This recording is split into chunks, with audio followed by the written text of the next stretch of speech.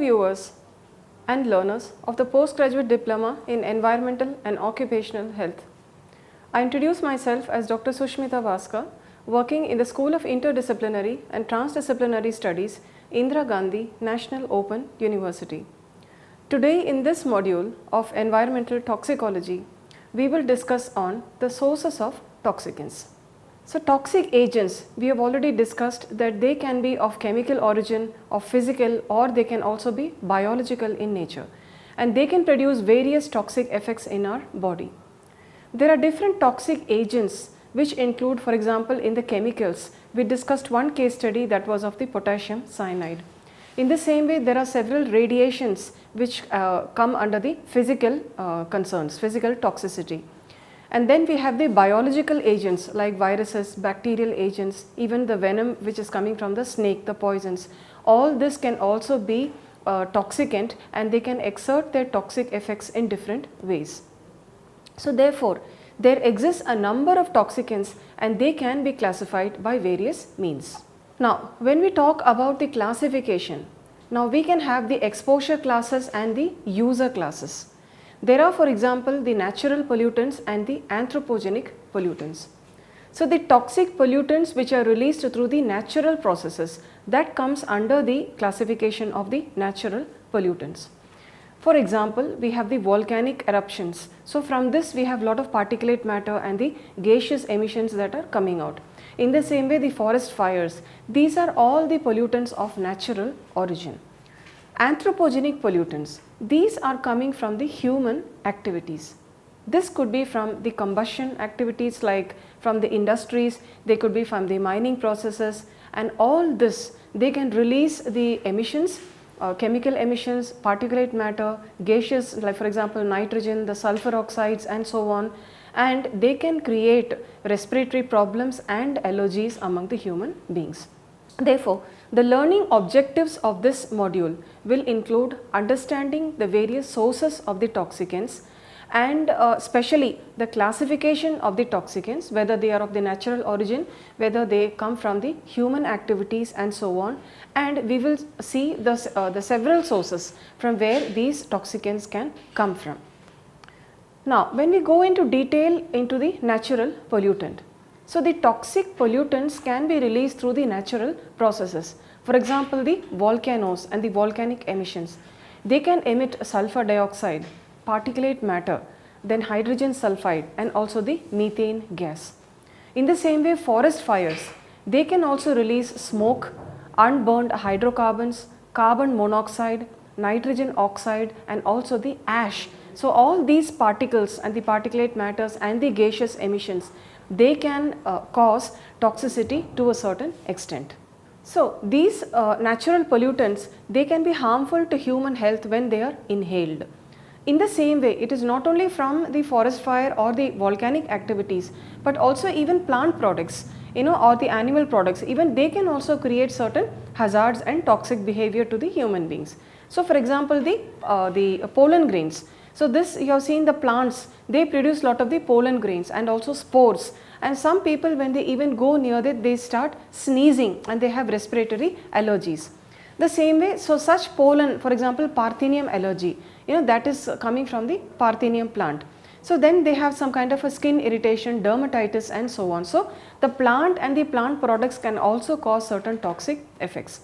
In the same way, dust storms, they can also come from the particulate matter, then the oceans, they can all release aerosols in the form of salt particles. These are all the particles of natural origin. Next is the anthropogenic pollutants. So these are the pollutants which are introduced due to human activity and mainly due to the man-made activities which are coming from some industrial activities mainly. So these substances come from the three main sources. One is combustion, the second is through industrial activity, and the third is coming from the mining and the drilling processes. You have seen that the natural resources, for example open cast mining, there so much of the mining activities are being carried out and the entire air gets polluted. So that is why the environmental impact assessment reports are always important before carrying out such activities, and whether the people living in such areas will be affected by these pollutants, by these particulate matter and so on. Now when we talk about pollutants, they could be of several types. They could be the air pollutants, then we can have the indoor pollutants, the water pollutants, soil pollutants. We have the heavy metals which contaminate our soil and the water environment, then the nitrates and the phosphates which are coming from the agricultural sources, petroleum and the oil pollutants, volatile organic carbons, then the polychlorinated biphenyl which are also organic compounds. There are solvents, then asbestos, therapeutic drugs which are being administered to patients and people, drugs of abuse, biological toxicants and also cosmetics, last but not the least. So all these are the various types of the toxicants and pollutants which can exert toxic effects in the human beings. First, coming on to the air pollutants. So humans have been polluting the air, and there are also significant natural pollutants such as the terpenes from the plants, smoke from the forest fires, fumes and also smoke from the volcanoes. In the same way, we have the gaseous pollutants, and all this can include ozone, the oxidants, then the sulfur and the nitrogen oxides and so on, even the carbon dioxide and the carbon monoxide. There are also fine particulate matter in the air.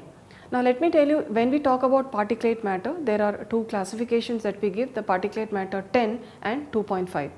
So some, like for example 2.5 can be so minute, they are nanoparticles that they can enter and get lodged into your lungs for long periods of time.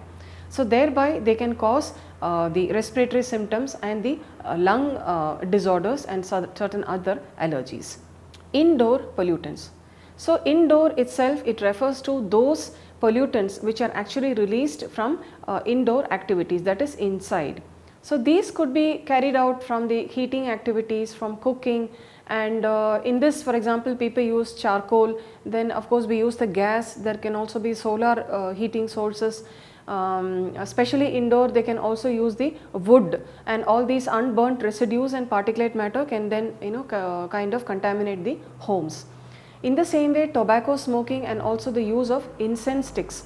So there was a report which was carried out in China and Japan, and here the scientists said that those who used incense sticks for religious purposes or for cultural reasons, their homes contained a higher amount of the particulate matter and the pollutants when compared to those people who did the tobacco smoking.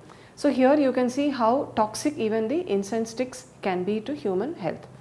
In the same way, radon, which can come from the construction material itself. Then a certain type of granite can also release certain radioactive matter. The same way, some gases, microorganisms from people and from animals. Now in the winter months, you will see that sometimes when the homes are heated and there is no air entry, it is very humid, then the fungal matter and the fungus starts growing either in the washrooms or even in other rooms where even the wet clothes are being dried. So that can also create certain kinds of fungal toxins and the plant toxicity from the plants and from the fungus, mycotoxins, that can also create toxicity to the human health. Then the construction material, the buildings, they can give out gaseous indoor chemicals that can also have serious health concerns.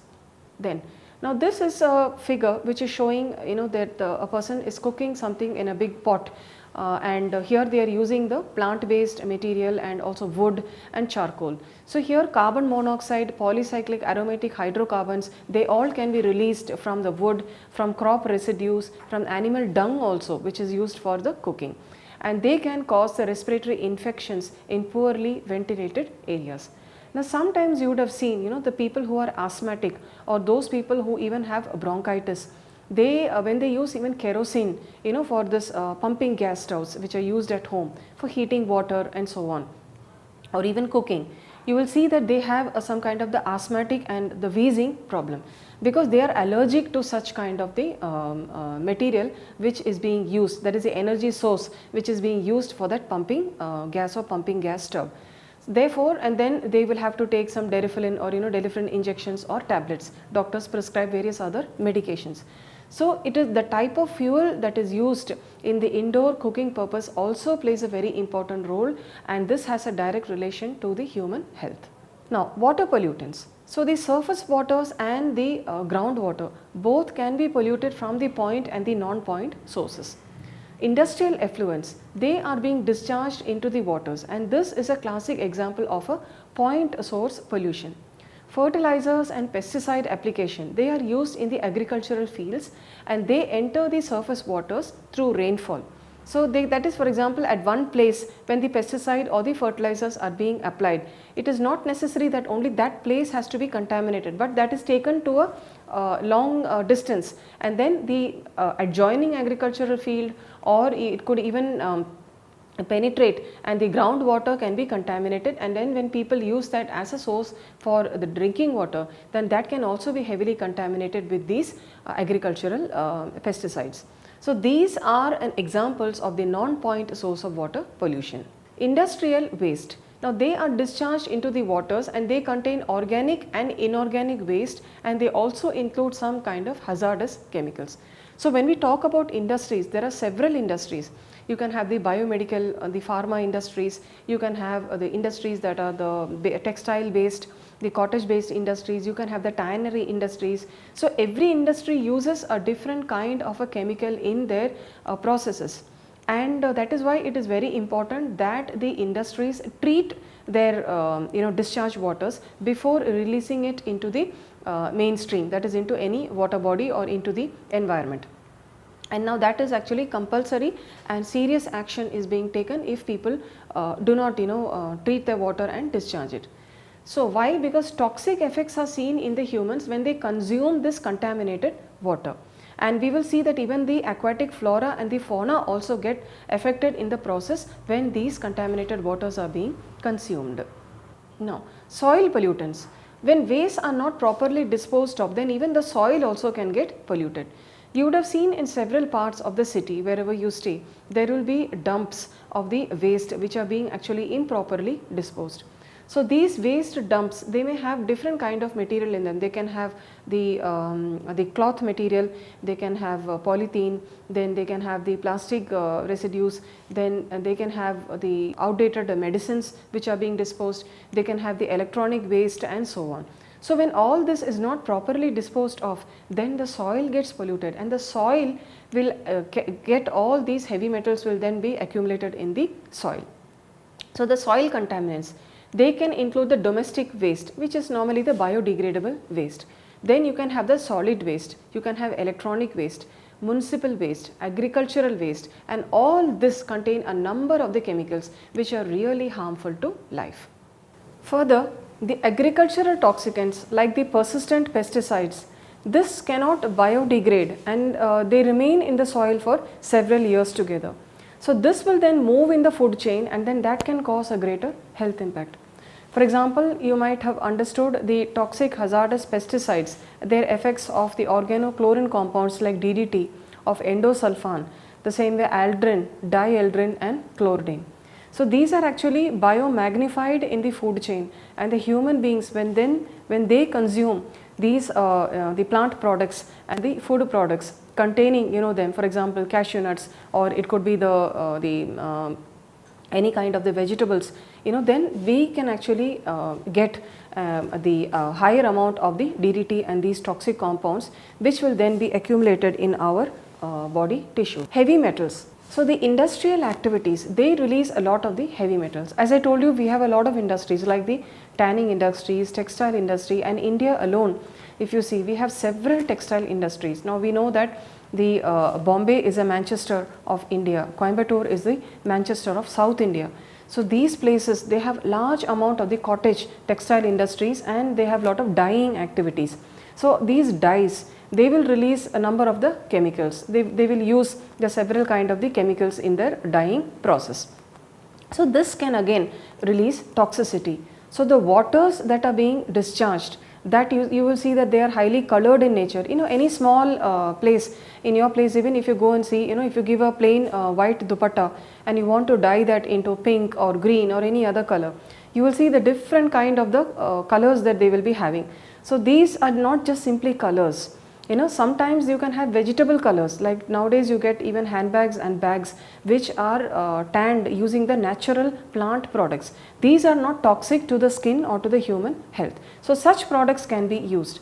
But these boxes or the tins which contain these colored material which are totally chemical and toxic in nature, that will really cause toxicity both to the environment and also to the human health. Lead and arsenic. These are highly toxic and they are found even in the potable water in certain areas. Lead can enter from the lead pipes, then the lead solder, lead toys, then leaded gasoline, utensils, and also paints can contain lead. Lead is also used in certain cosmetics like lipsticks, and regular use that can enter the system and again cause health effects. So sometimes you have seen that people will develop depigmentation of their lips. It becomes either white in color or it becomes discolored. That is all due to the chemicals that are contained in these lip gloss or the lipsticks. So therefore we should avoid, and we can use the natural products, for example that which contain the beetroot butters, then that which is natural from the milk or from the dairy product. All this can be applied to give our lips and our skin that natural glow and effect. Lead again induces neurological damage, because sometimes we think that it is externally applied to the skin. What is the damage that is going to be happening inside? How can it go to up to the brain level?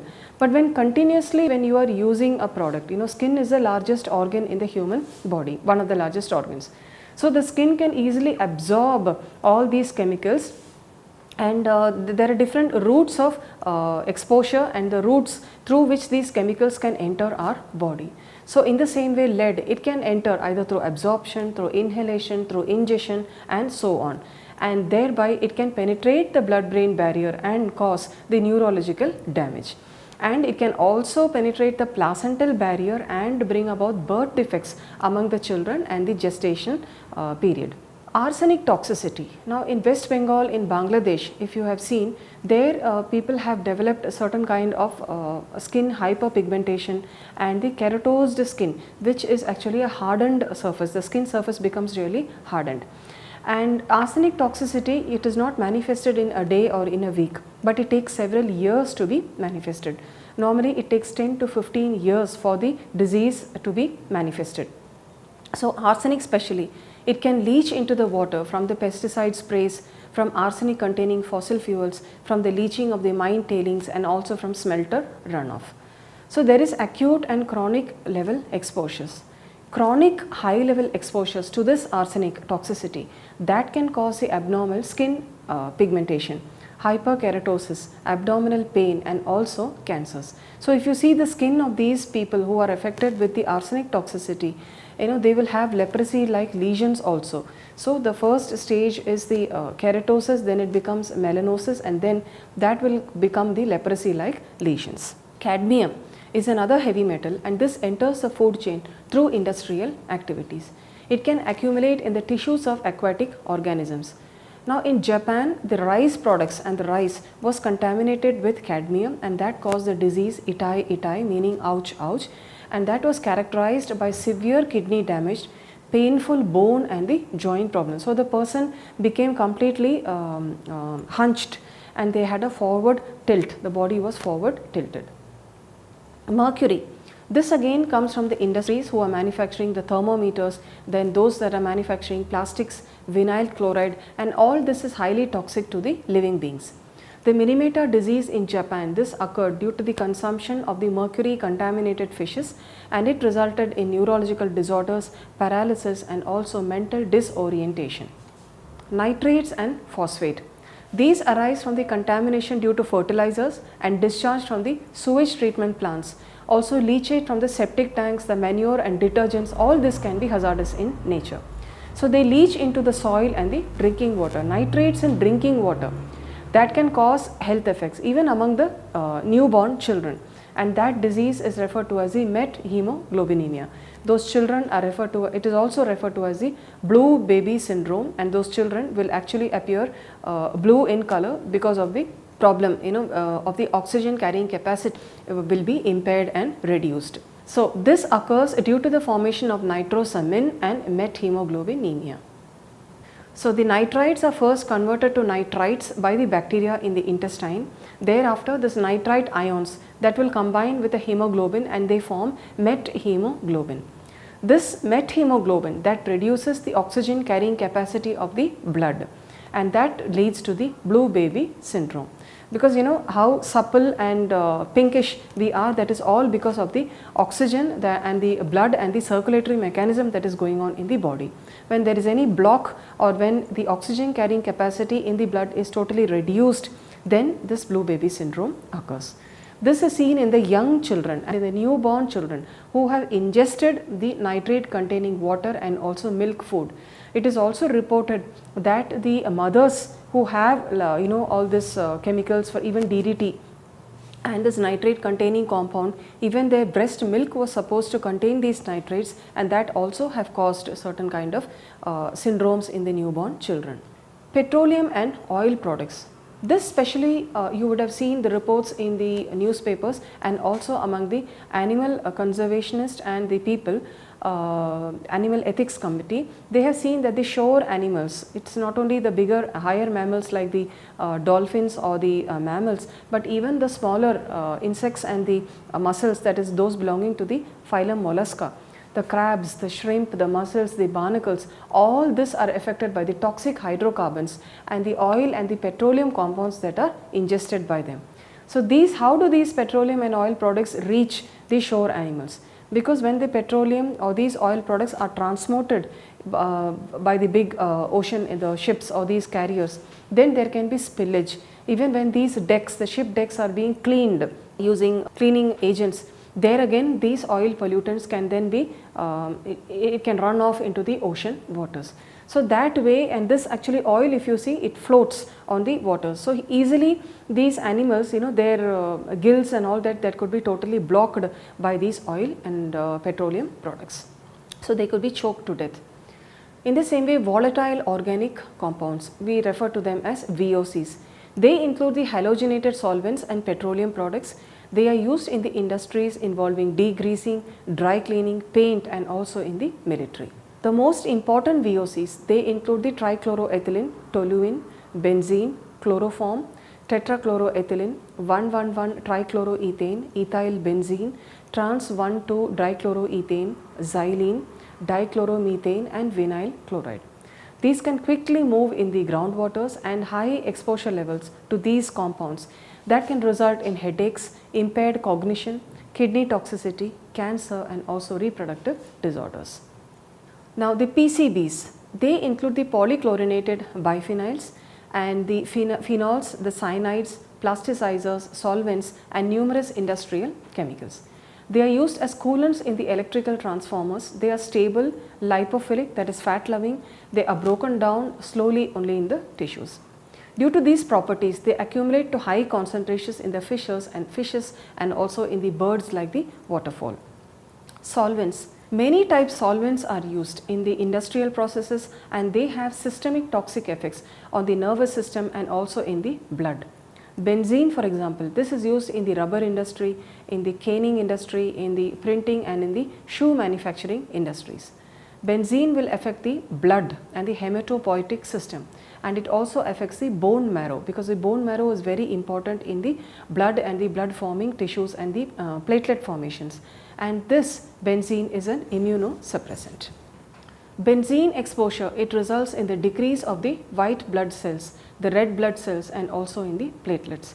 So continued exposure, that will cause severe bone marrow damage, aplastic anemia, and also leukemia. Other toxic solvents, they include the aliphatic hydrocarbons, halogenated aliphatic hydrocarbons, the aliphatic alcohols, glycols, glycol ethers, and also aromatic hydrocarbons. Asbestos.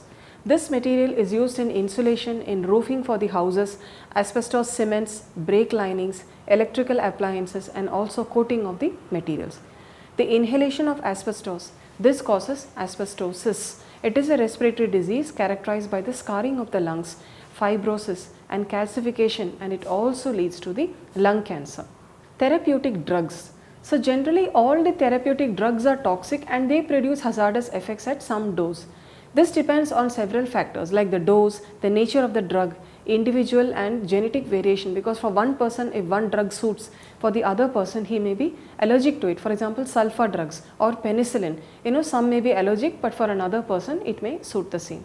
Diet and age is also a factor. That is why the dosage of the drug is important when the doctors administer the same. The side effect of chloroquinol, an anti-diarrhea drug which was used in Japan in 1960, this caused stiffness of the joints accompanied by damage also to the optic nerve. Birth defects and teratogenesis, this can cause by drugs like the thalidomide, which was given for the morning sickness among the women. Dermatitis, this is a common side effect of the externally and topically applied corticosteroids. The same way there are also toxic effects on the blood which are caused by the chlorpromazine. Hemolytic anemia, this is caused by methyl dopa and megablastic anemia, which is induced by the methotrexate. Eye toxicity and glaucoma, this can be caused by certain corticosteroids. There are also many other drugs which cause toxicity to other organs. Drugs of abuse, these include the depressants of the central nervous system, because sometimes they can be used as the stimulants. They give some kind of an exhalated feeling for the person who is using it, and this depressants of the CNS include the ethanol, methaqualone, then the secobarbital. Stimulants of the central nervous system, that includes cocaine, methamphetamine, then caffeine, nicotine, opioid drugs, then lysergic acid diethylamide, then the phencyclicidin, then the tetrahydrocannabinol, then the most active ingredient of the marijuana, that is this compound. So these are all the drugs of abuse, and they can have a certain toxic effects which are exerted on the central nervous system itself. Finally, we have biological toxicants. These are natural occurring substances which can cause toxicity, and they include from the plant, from the animal, from the algal, the fungal, and also the microbial toxins. So they can be classified as the phytotoxins and the mycotoxins. It is pertinent to understand that a toxin is a toxicant which is produced by a living organism, and it is not used as a synonym for toxicant. So that terminology is important. These toxins, they are metabolic products used for defense against the pathogens. These natural products are used in beneficial pharmaceutical purposes and also in biological warfare. Aflatoxins, they are products of the Aspergillus flavus. It is a fungus that contaminates grain, maize, and the peanuts. Aflatoxin B1, this is most toxic and it has carcinogenic effects. Cosmetics. So cosmetics, we are all fond of this, applying either for the face or for the hair, for the nails and so on. But all this can contain chemical compounds. They can induce allergies and you can contract dermatitis. Lipsticks, for example, they contain lead at varying concentrations. Hair dyes, they can contain resorcinol or ethanolamine, and that can be toxic. Thioglycolates and thioglycerol, they are also used in the cold wave lotion and depilatories, which all have the. In the same way, there are other cosmetics that are used like sodium hydroxide, formaldehyde, which is used in hair straighteners, then paraffin wax, which is used in some lotions and compounds that is known to hinder the skin breathing. So recently you would have seen some of the baby products, which came, they were advertised, and that it came into the limelight saying that it is interfering with the baby's skin breathing because it has paraffin wax in it. So we should avoid such compounds. Same way, parabens and SLS, that is sodium laureth sulfates, they are used in shampoo, body cleansers, and all this has been shown to cause toxicity among the laboratory animals. So all these are toxic and they will also affect the human health. These were some of the sources of the toxicants that can have harmful effects on human health. So finally, summarizing this module, so we understood the various sources of the toxicants which have the various origins. We also understood how these toxicants which are used in daily life, they can exert their toxic effects in different ways, and even drugs, compounds, cosmetics, and those that are coming from the industrial activities, the air pollutants, the soil and the water that we drink, even that is not free of pollutants, and we need to make careful choices, and we should understand the environmental impacts that have on the human health. Thank you for your patient listening.